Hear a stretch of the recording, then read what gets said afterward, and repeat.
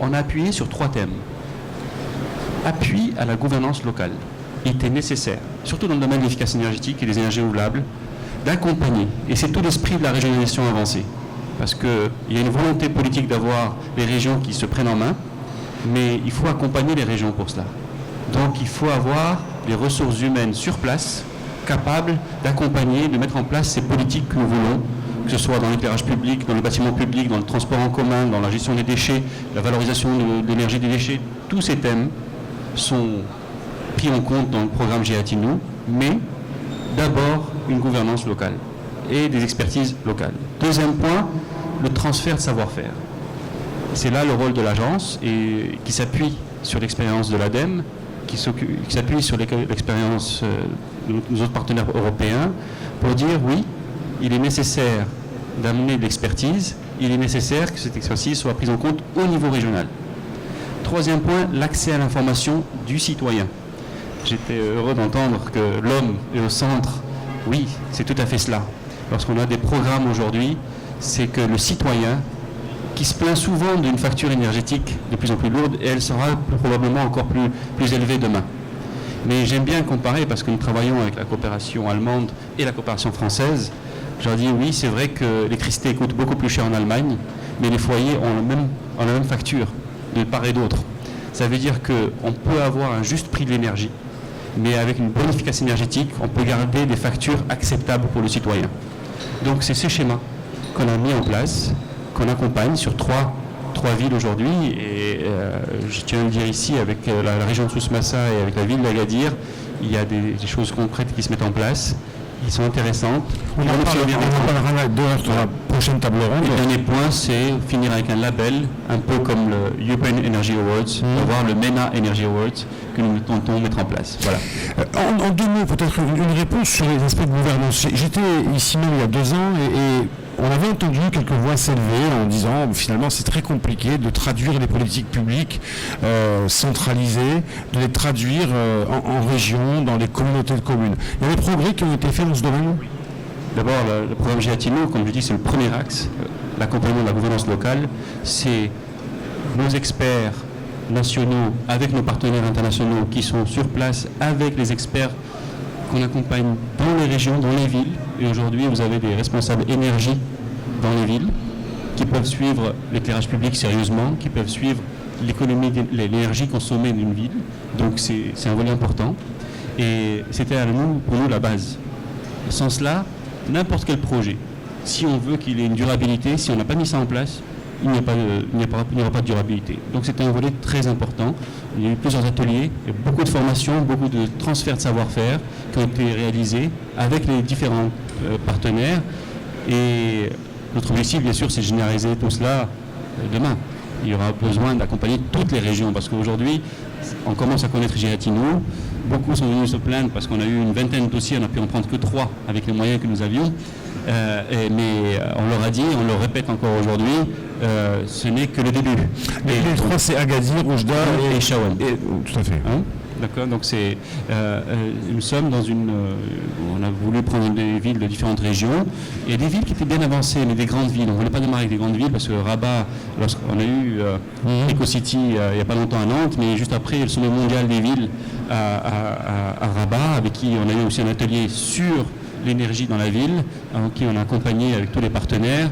Et là, je peux vous assurer, les maires d'Agadir et les maires de Chaouane ont appuyé sur ce volet-là. Il est important, ce gouvernance locale, cet accompagnement, et on peut mesurer pour la ville que ça veut dire comme économie demain. Le partenaire aussi important, c'était la Direction générale des collectivités locales du ministère de l'Intérieur, qui a aussi pris en compte ce volet-là, et les financements. Nous sommes en discussion avec le Fonds d'équipement communal pour des actions concrètes qui vont être réalisées bientôt sur certains domaines, surtout sur l'éclairage public. Donc c'est un tout. Il faut que tous les partenaires soient sensibilisés.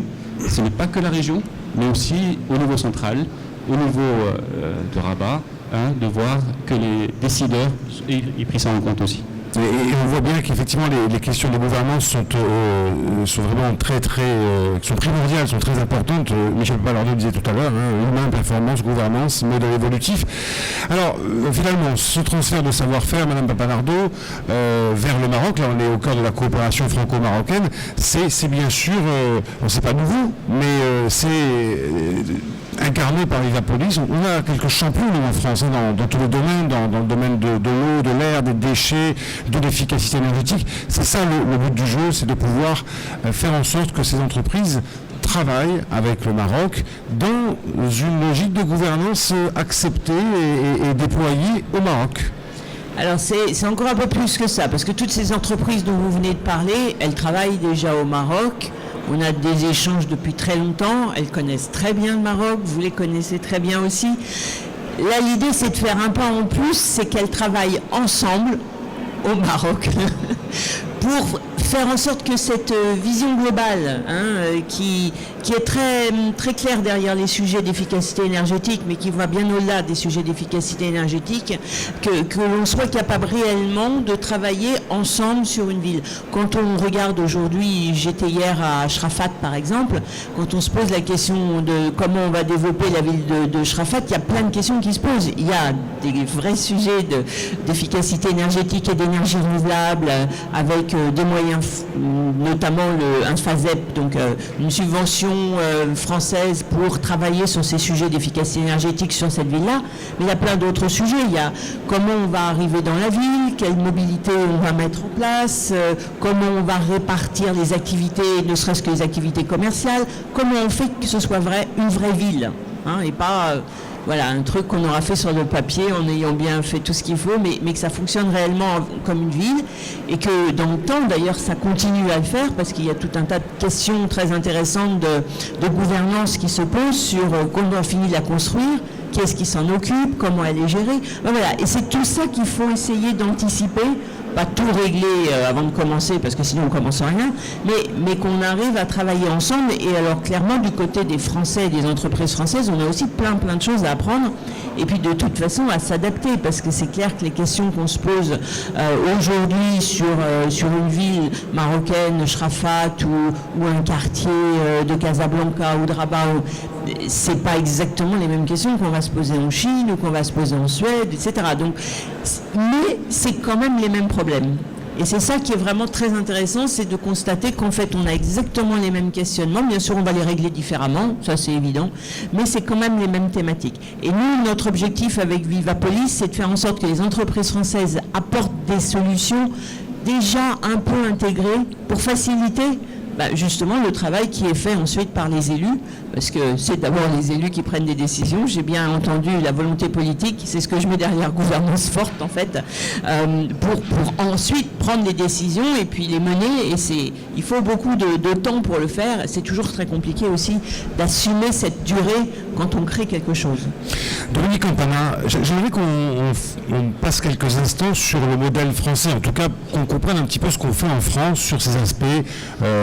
Alors, ville durable, mais pas que, ces aspects aussi, gouvernance locale, approche territoriale. Alors, je ne sais pas si je suis la mieux placée pour répondre directement à votre question. Peut-être que je vais reprendre la question plus globalement par rapport à ce que fait l'ADEME. Nous, l'ADEME, vous savez, a des directions régionales qui sont implantées dans les différentes régions administratives françaises, et on s'aperçoit qu'on est sollicité de plus en plus pour apporter un appui aux collectivités locales sur ce volet environnemental, lutte contre le changement climatique. Alors, au départ, l'expertise de l'ADEME, c'est plutôt une expertise sectorielle, c'est-à-dire l'efficacité énergétique, les déchets, la lutte contre la pollution de l'air. Donc, pour faire face à ces demandes des collectivités locales, on a développé des outils qui sont donc des outils qui intègrent ces différentes problématiques. Et en particulier, après les lois qui ont été mises en place en France, la loi Grenelle. Vous savez qu'il y a eu un débat en 2010, le Grenelle de l'environnement, où là, toutes les collectivités qui ont plus de 50 000 habitants doivent développer un plan climat, énergie, territoire. Donc ces plans climat-énergie territoriaux, l'ADEME a développé des méthodologies et on les met à disposition des entreprises, des collectivités, pardon, et d'autant que ces collectivités doivent ensuite mettre à jour tous les 3 ans ces plans climat-énergie territoire. Donc ça, c'est une première obligation. Bon, aujourd'hui, on est au niveau de l'actualité lancé dans un autre débat sur la transition énergétique, où là on a des enjeux extrêmement forts, puisque le président de la République a soutenu l'idée ou l'objectif de diviser par 2 d'ici 2050 la consommation énergétique. Donc là, comme je disais tout à l'heure, les villes ont un rôle extrêmement important à faire. Donc ces outils que l'ADEME met à disposition des collectivités, donc il y a le plan climat-énergie-territoire, il y a l'approche environnementale de l'urbanisme, il y a le label Cité Énergie qu'on aide à obtenir, je pourrais y revenir tout à l'heure dans le détail. Et si vous voulez, c'est un pas important pour répondre aux objectifs de réduction des consommations et de protection de l'environnement, de lutte contre le changement climatique. Donc vous diriez, mais Michel Pappalardo peut aussi répondre à cette question, vous diriez qu'en France, finalement, la déclinaison décisions centrales politiques, prise de conscience au niveau régional et mise en œuvre, ça marche bien. On peut dire qu'aujourd'hui, il y a c'est un vrai levier. C'est-à-dire que si les villes de plus de 50 000 habitants s'y mettent, on sait qu'on arrivera à atteindre l'objectif. Bah oui, non seulement ça marche bien, et parfois c'est aussi un moteur. Aujourd'hui, vous avez près de 600 collectivités qui se sont engagées dans cette démarche de plan climat, énergie, territoire. Les 2 tiers d'entre elles, c'est par l'obligation réglementaire. L'autre tiers, ce sont des villes qui ont souhaité s'engager. Vous avez aussi la Convention des maires, où des villes veulent aller au-delà des 20% qui sont visés par l'ensemble de l'Union européenne d'ici 2020, 20% de réduction des consommations. Et pour l'approche environnementale de l'urbanisme, vous avez aujourd'hui près de 900 collectivités qui sont également engagées. Donc, je pense que ce n'est pas uniquement descendre des décisions gouvernementales vers les collectivités, mais souvent, les collectivités aussi sont moteurs dans l'innovation et dans les résultats. Monsieur Mouline, je vais vous confier le micro. On vient de voir, et vous voulez tous les deux intervenir sur ce sujet-là, on vient de voir que finalement, en France, on est passé... Parce que là, on parle de coopération franco-marocaine. Donc, on fait des allers-retours entre la France et le Maroc. En France, on est passé d'une approche sectorielle, Mme Campana vient de le dire, où on traitait les déchets, on traitait l'air, à une approche beaucoup plus globale. Donc, voilà, la piste à suivre, c'est celle-là. Alors après, juste pour finir... imposer, entre guillemets, en tout cas réglementer que les villes de plus de 50 000 habitants mettent en place un plan climat-énergie, c'est pas chose facile, parce qu'on peut le dire, mais après il faut arriver à le mettre en œuvre. Alors, qu'est-ce que vous inspire finalement, entre guillemets, l'exemple français, et comment on peut le transposer au Royaume du Maroc? Ça a été tout le travail qui a été effectué au sein de l'agence, à l'ADERE, pour adapter une approche. On a fait un petit benchmark sur ce qui se fait un petit peu en Europe, sur le European Energy Awards, sur l'approche énergie-climat. Et l'agence s'occupe d'énergie renouvelable et d'efficacité énergétique, pas d'environnement, comme à l'ADEME ou d'ailleurs en Espagne, mais on a eu une approche très orientée énergie. Et on a dit, oui, il y a des choses qui sont tout à fait transférables, d'autres qu'il faut complètement adapter. Et bien sûr, l'approche... Lesquelles, par exemple? Alors, quand je disais, j'en parlais de la gouvernance, nous n'avons pas les facilités de l'ADEME d'avoir des représentations régionales sur tout le territoire. Mais on s'appuie sur l'existant. Nous avons bien sûr dans les villes, c'est pour ça qu'on a choisi les villes les plus volontaires, pour avoir des responsables en charge de cela, pour avoir aussi des outils. Alors c'est là où nous sommes allés voir les bailleurs de fonds nationaux et internationaux pour commencer à voir qui peut financer ce type de projet, parce que c'est très bien de faire des diagnostics, de voir qu'est-ce qu'il faut faire.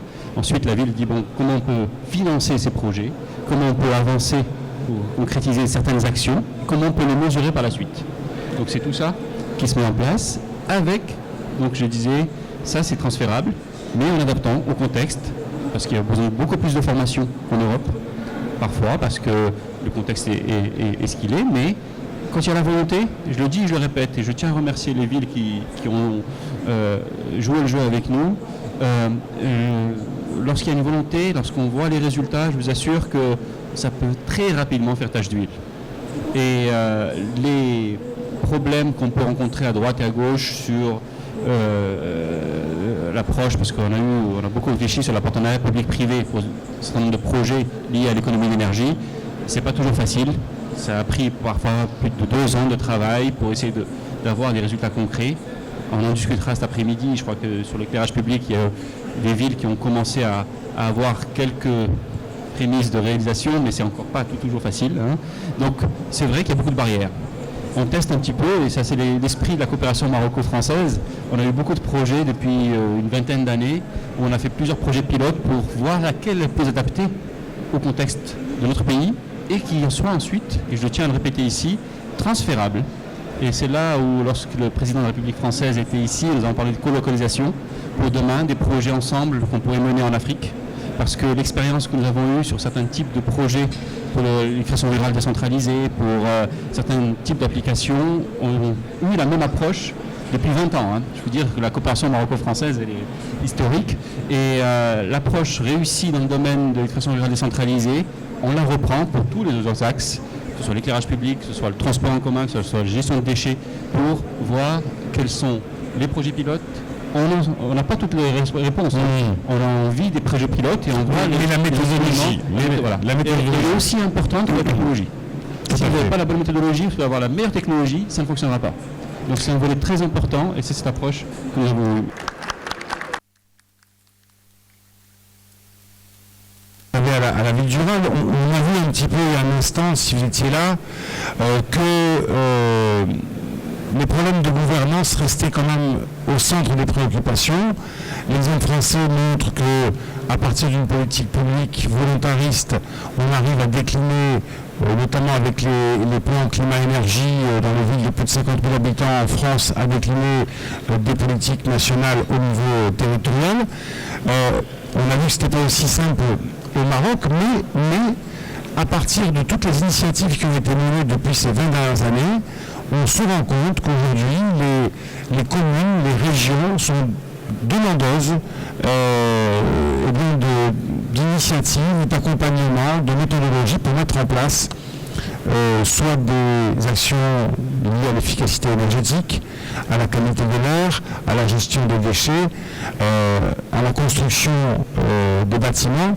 Tout ça, qui était très segmenté pendant de nouvelles années, est aujourd'hui chapeauté, on va dire, incarné par la notion de ville durable. Et c'est donc de ça dont nous allons parler maintenant, le rôle des collectivités. Donc on redescend de l'échelon, on va vers le terrain maintenant, avec M. Dakina, qui est directeur du pôle stratégie de développement à l'ADERE, qui est donc la cousine de l'ADEME. M. Leban, M. Rémy, qui représente EDF, opérateur électricien français, et M. Al-Daïch, qui représente la commune urbaine d'Agadir. Alors, vice-président, monsieur, de la commune urbaine d'Agadir. Je voudrais d'abord, monsieur Dakina, qu'on rentre dans le détail de ce fameux projet Giatino, dont on a parlé à plusieurs reprises tout à l'heure. Est-ce qu'on a un deuxième micro ? Ce serait bien. Qu'on rentre dans le détail de ce projet, qui est en fait un projet très ambitieux, avec qui a eu peut-être raison de commencer avec des villes tests, je me rappelle, je crois que c'est Agadir, Oujda et Chefchaouen, c'est ça ? Avec des villes tests, alors qu'il y a une candidature beaucoup plus large pour bénéficier effectivement de ce projet, avec des villes tests pour voir comment on pouvait mesurer l'engouement des collectivités et qu'est-ce qu'on pouvait faire pour elles dans les années à venir. Donc on parle bien du projet, là maintenant, Giatino. Merci M. Mitterrand, bonjour tout le monde. J'espère qu'avec les échos, donc on entend bien, parce qu'il y a tellement de fond. Giatino, comme ça a été dit tout à l'heure aussi par M. Moline, c'est une approche régionale qui prend sa naissance de deux considérations importantes. D'abord, la régionalisation avancée décidée donc, par le Royaume. Ensuite, c'est la stratégie énergétique nationale qui est déclinée donc, au niveau des régions. La stratégie énergétique nationale s'est fixée un certain nombre d'objectifs, donc en termes de target pour l'efficacité énergétique, qui est de 12% en 2020 et 15% en 2030, et aussi un objectif de 20% la part des énergies renouvelables à l'horizon 2020 en termes de production d'électricité. Ceci dit, donc, nous, partant de ces deux considérations importantes, nous avons lancé un appel à candidature auprès des communes qui sont donc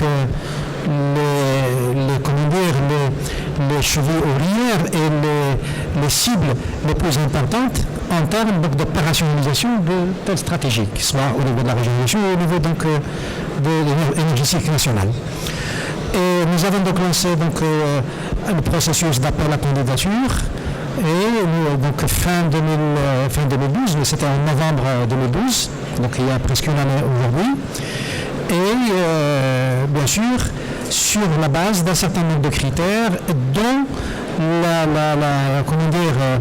volonté communale d'intégrer un tel processus doit être parmi donc, les priorités numéro 1 donc, à ce niveau-là. Nous avons reçu 18 candidatures de communes urbaines. L'idée c'était aussi de lancer l'appel à candidature auprès des communes urbaines et chaque commune urbaine devrait parrainer au moins 3 communes rurales.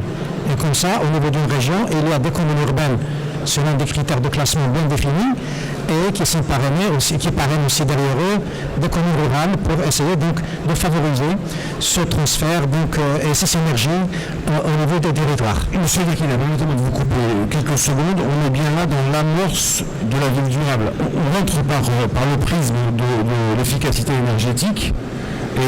Et par le prisme aussi de la régionalisation, vous l'avez dit, mais on est bien là dans la première pierre ou dans les premières pierres de la ville durable. Absolument. Donc, je vais donc encore plus loin donc, dans ce détail-là. C'est que quand on a donc commencé à travailler et à sélectionner donc, ces villes et ces communes urbaines volontaires qui ont montré leur volonté et leur engagement au niveau donc, de la gestion de la durabilité d'une manière générale, nous allons voir que nous avons touché donc, un certain nombre donc, de pôles au niveau de la durabilité et l'outil méthodologique qui a été utilisé pour travailler avec ces villes, c'est l'outil donc, qui est développé en Europe depuis 2003, c'est l'European Energy Award, le EEA, et nous l'avons donc adapté au contexte marocain sous la forme MENA, dans la perspective de l'élargir aussi à la région MENA. Cet outil-là est également utilisé en France sous une autre forme, sous une autre appellation, mais dans le français le même, c'est le Citergy, qui est donc utilisé en France. Et aujourd'hui, donc, ce MENA Energy Award, qui est adopté par les communes en question, travaille sur 6 domaines importants. Le domaine de la gouvernance locale, qu'on vient de dire, le domaine de la mobilité, le domaine de la gestion donc, du patrimoine au niveau local, le domaine de la coopération et de la communication, et j'en passe. Donc 6 domaines, et les 6 domaines regroupent à eux 79 mesures qui touchent depuis, disons, comme je veux dire, la valorisation et la gestion des déchets, depuis la valorisation de la compétence locale et en termes de planification en synergie avec les différents plans de développement au niveau des régions. Nous avons des PDMI, des SRAT, des PCD, etc., des plans communaux de développement, des plans de déplacement et de mobilité urbaine, etc. Et donc, cette stratégie qui est déclinée à travers les 79 mesures au niveau du MENA Energy Award, du MEA, et également décliné à travers ces mesures-là et qui touchent l'ensemble donc, des axes et des enjeux développés au niveau donc, d'une région. Donc les communes, bien sûr, avec le travail qui a été fait jusqu'à aujourd'hui, nous avons bien sûr effectué un certain nombre donc, de réunions et d'échanges au niveau des communes, d'abord pour voir quelle synergie faut-il mettre entre les différents programmes et quels soucis donc il faut intégrer dès la planification de projet et surtout intégrer le souci énergétique et le souci environnemental et l'intégration des énergies renouvelables dès la planification. Parce que quand on intègre ce souci-là, on a déjà une bonne partie de gains et d'économies qu'on peut réaliser rien qu'en travaillant sur des plans bien clarifiés. Qu'est-ce qui fait que Agadir, Oujda et Chefchaouen ont été choisis pourquoi ces villes-là et pas d'autres? Je vais citer peut-être que 2 critères importants qui ont primé pour le choix de ces villes-là. D'abord, un engagement fort de la ville en termes de développement durable d'une manière générale. Donc, ils ont un passé et un historique en termes de gestion de leur ville sur